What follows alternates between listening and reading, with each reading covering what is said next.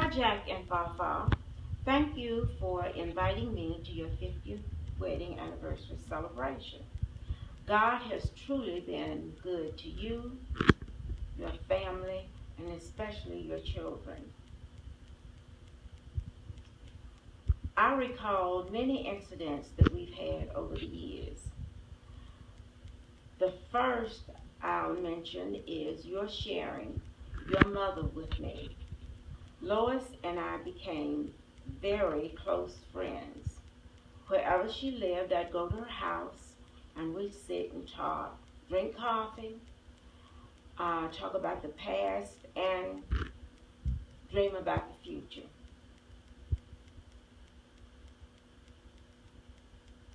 The second thing I'd like to remind you of is how I met Fafa. The Baha'i religious group used to have a lot of house parties, and I guess that's the way the members socialize one with the other. Well, I was invited also. Most of the parties were held at Hazel Roland Goodman's house. Mr. Roland, with whom you worked for, and so did I, for many years. I learned that she was a very sweet person, and she loved Jack, and Jack loved her. And Jack said, "This is going to be my wife one day." And when they got ready to get married in Asheville, they could not purchase a marriage license because they were of different races. So Fafa and Jack had to go to New York to get married. They came back to Asheville, and a big wedding reception was thrown for them by their Baha'i group, and I was invited to that also. The next experience Jack and I had together that I remember well is when I first started school. My mother had called Jack and John to come by the house and pick me up, take me to school with them. As soon as I walked in that classroom and saw all those children and all those desks, I panicked and started crying. Well, Jack got my hand, told me it was going to be all right, and I sat in a desk next to his.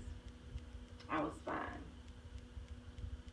The teacher started toward me, and I looked up at the lady, Mrs. Cooper, and I started crying again.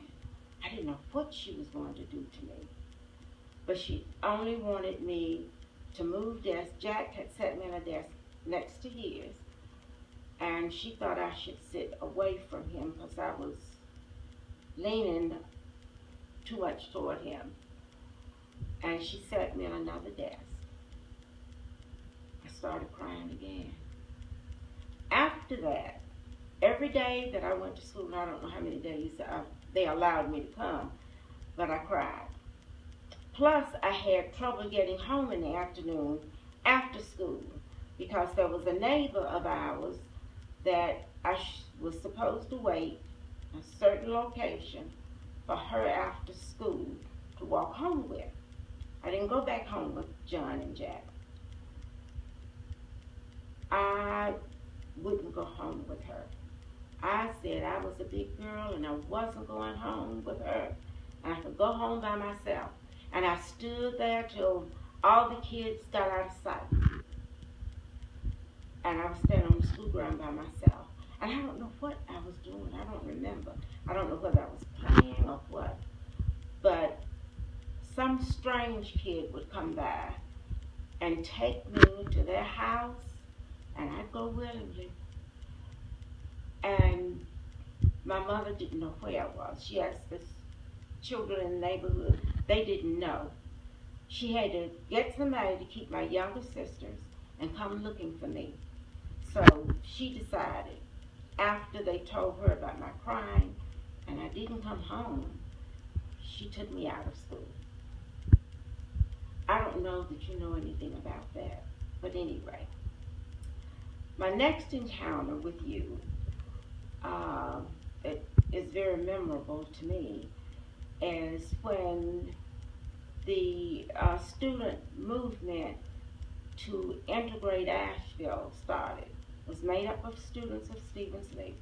Mr. Rowland, with whom we worked, was elected chairman of the citizens organization, and they organized a group such as that was in Greenville,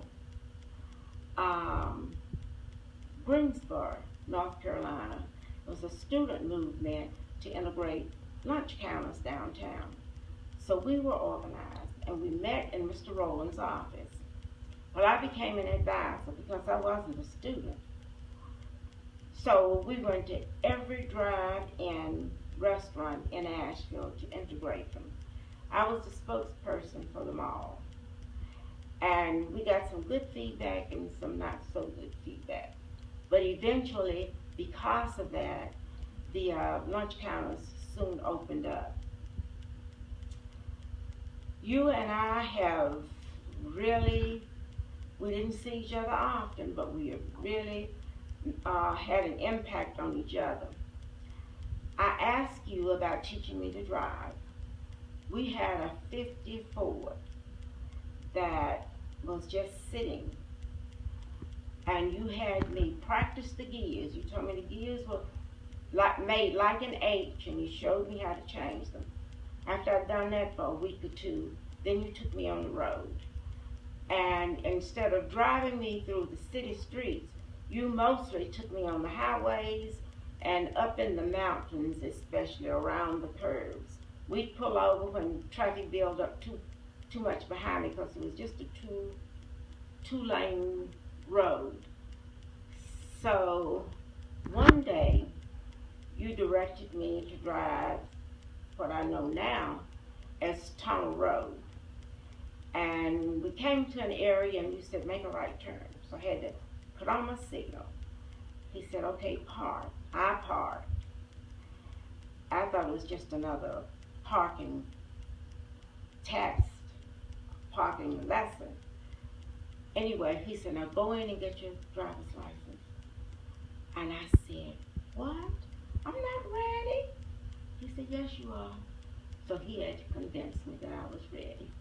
So I went in, took the exam, and they told me to sit in a certain place and that somebody would call me to take the driver's test, the road test.